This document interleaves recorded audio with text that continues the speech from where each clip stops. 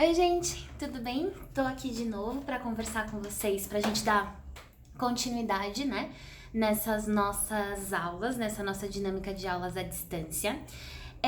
E aí, nessa primeira aula mesmo, efetivamente, a gente vai conversar um pouquinho, na verdade, retomar uma conversa que a gente já teve em aula presencial sobre o realismo como movimento literário. Vocês estão lembrados que o realismo é aquele movimento que surge aqui no Brasil no final do século XIX. A ideia do realismo é surgir para romper com o movimento literário anterior. O movimento literário anterior era o romantismo. Lembra que o romantismo era um movimento muito consolidado? Como ele era todo pautado na literatura em atender às demandas e interesses do público consumidor, ele se consolidou. Então ele vai ser um movimento que vai se arrastar ali pelo século XIX. Quando surge um movimento para romper com o romantismo, na verdade não surge um, surgem logo três, certo? Por que isso é importante da gente lembrar? Esses três movimentos que vão surgir para romper com a ideia de romantismo aqui no Brasil. Isso acontece na segunda metade do século XIX. A gente sabe que o realismo aqui em terras brasileiras, ele tem como marco inicial a publicação do Memórias Póstumas de Brás Cubas, do Machado de Assis, que é aquela obra que a gente começou a comentar em aula, né? Que é a história do Brás Cubas, que depois de morto se torna um defunto autor, não um autor defunto, e começa a escrever seu livro de memórias para registrar ali as suas experiências de vida. Esse é o livro que marca o início do realismo aqui no Brasil. Mas vocês também estão lembrados que a gente falou que o realismo ele começa como movimento literário lá na França com a publicação do Madame Bovary, do Gustave Flaubert. A história do Madame Bovary, vocês se lembram, né? Aquela protagonista que é adúltera, que vai ter os seus amantes e que vai ser construída literariamente, basicamente para romper com a ideia da mocinha romântica. Então, tudo que você sabe sobre a heroína romântica, a Madame Bovary, a Emma, ela vai ser o inverso, ok? E assim vai se configurar a heroína no realismo. Pois bem, eu disse que o romantismo era um movimento tão consolidado que ele acaba surgindo três outros estilos de época para romper com o estilo romântico. São o realismo, o naturalismo e o parnasianismo, ok? Realismo e naturalismo na prosa, parnasianismo na poesia.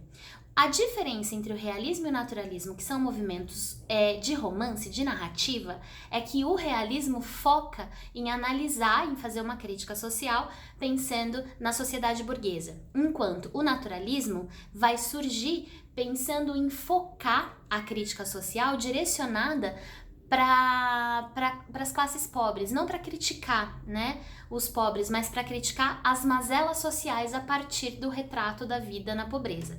Então essa é a diferença entre realismo e naturalismo, ok? Por enquanto a gente vai só resgatar as nossas conversas sobre o realismo aqui no Brasil, pensando em algumas características importantes, para depois mergulhar um pouquinho na obra do Machado de Assis, comentar de leve o Ateneu, do Raul Pompeia, que eu espero que vocês estejam lendo, né, agora que a gente está isolado nesse confinamento, nessa quarentena. Aproveitem esse tempo, leiam bastante, mergulhem aí nessa obra, deslanchem nessa leitura para conhecer a história do Sérgio lá no Ateneu. E aí a gente comenta sobre esse livro logo mais, tá bom? Não vamos demorar muito para falar dele, não.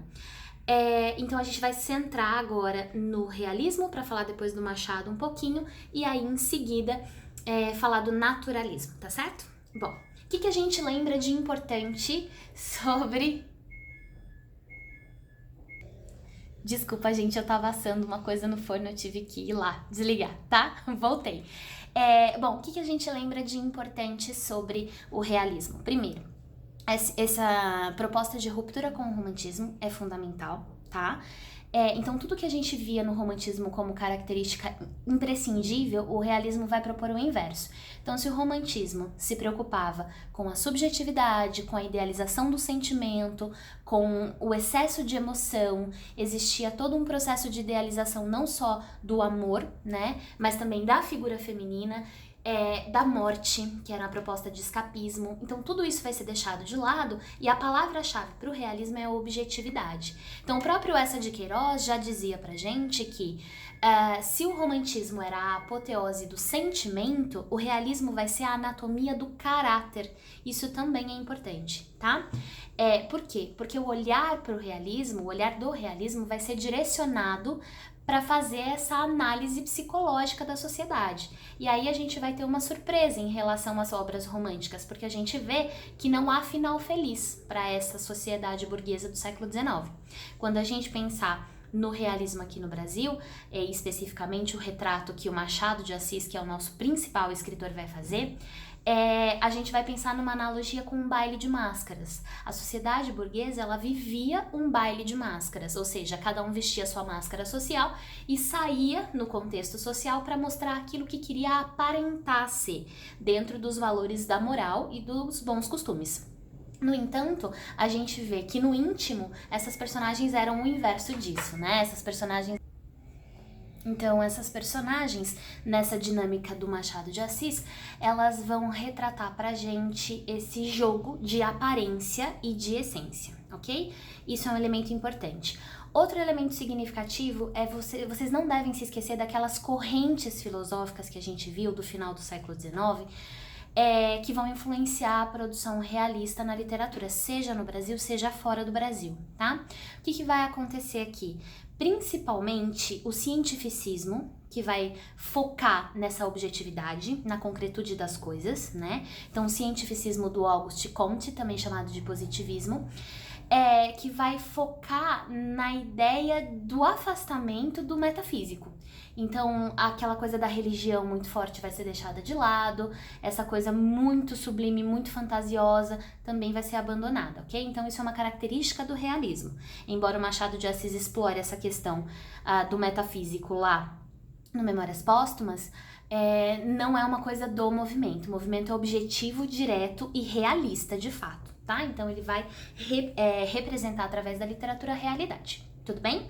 E a segunda corrente que é super importante para o realismo é o pessimismo ou o negativismo do Schopenhauer, que é aquela ideia de que a sociedade ela não tem salvação.